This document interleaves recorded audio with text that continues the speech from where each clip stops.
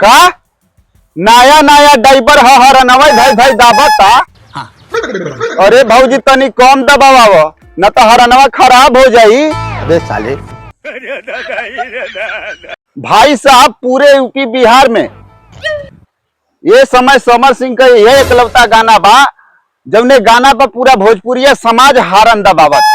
अच्छा हाँ वो अलग बात बा कि दिन में कम और रात में ज्यादा दबावल जाता है।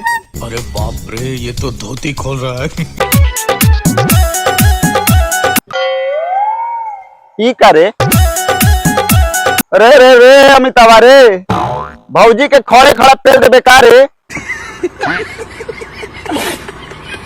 तू का चाहता रे ओ खुल के कहना। माने हाई कुल काम कैले के बाद आदमी का चाहिए तोहरे के मालूम नहीं खे। तू का चाहता रे ओ खुल के कहना। बताओ भैया हो जरा फिर से दाना बुझा गईल भैया तोहार एक बार औरी लेल चाहता बुझाई। जब ले बाड़ा तो होने हटाना। हाँ हटा बिल्कुल हटा। अगर हमनो तो लाइन में लगल बनी जा भौजी के सबकर न मन रखे के बा। दिन भर तू ही लेबा तो हमार लाड़ चटे बदे आइल बनी जाई जा। हाँ? करिए बसलवार करिए कछवा। अच्छा अब ना दे अब बाबा पेट में बच्चा बा। अब न देहब बाबा पेट में बच्चा बा। तो का करी गान मारा ले।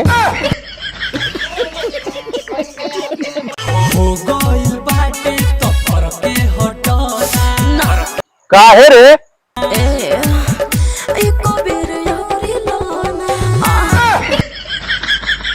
रे भौजी वो भैया के गिर गल बा अब ना ले पाई।